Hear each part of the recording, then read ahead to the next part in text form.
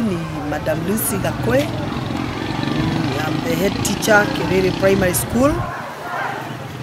Na nimefurahishwa na hii project sana ya miti kwa sababu tangu tulianza vizuri, we prepared the land, got the soil, tukafanya seed beds na tukaweka seeds na tukapambana kumwagilia maji, taking care, kuweka shade mpaka ikafika mahali pa kufanya pricking.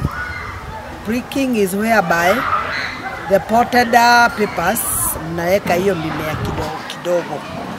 Tukaanza kumwagilia maji, miti yetu imekuwa ikiendelea vizuri. Community imefurahia, wamekuwa trained, wanafunzi wamefurahia, walimu pia wamefurahia hiyo kazi because we can see kuna future ya area yetu ya kutunza mazingira. Hiyo miti ni mingi kabisa na tunaona inaendelea vizuri na itakuwa na mabadiliko. It's going to change this area.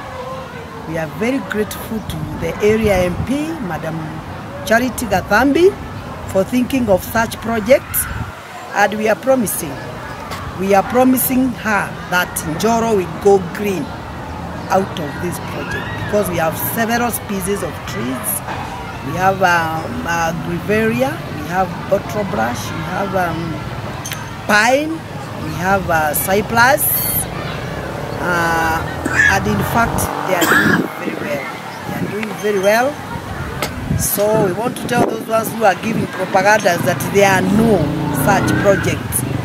Let them come to Kerere and see one existing. And we are very proud of that. And given any other time, we are still going to continue and we are going to support this project on the ground up to the last minute. Kwa sababu imetufurahisha. Na itatengeneza area yetu na itasaidia kutengeneza climate na pia kuvuta mvua.